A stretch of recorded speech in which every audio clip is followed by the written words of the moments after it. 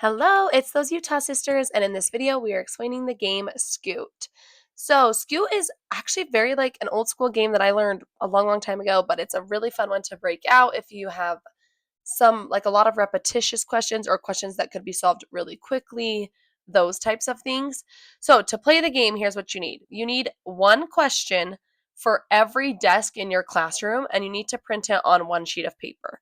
So, prior to the game starting, you will have laid out one question on every single desk. So, one question per desk per paper, or if you want to do like half papers and cut them in half, that's totally fine. Every student needs their own recording sheet labeled like 1 to whatever, however many number of kids desks you have in your class. And then you just need a timer.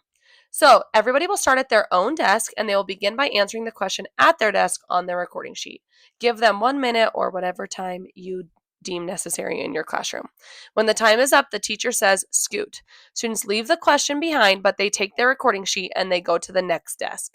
Then they try to answer that question. Again, they have a minute and then you will say, "Scoot."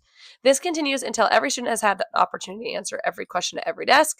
Then you discuss as a class the most difficult questions, the easiest questions, see where questions were coming up or things they were struggling on.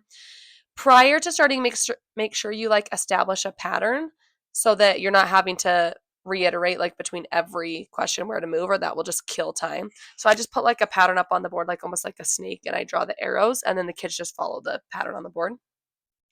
Even if a student doesn't finish, they do still move on when the time is up. And again, this is how we kind of check what concepts kids are struggling with, what they're doing great at, what they're not doing great at, what we need to reteach, and those types of things.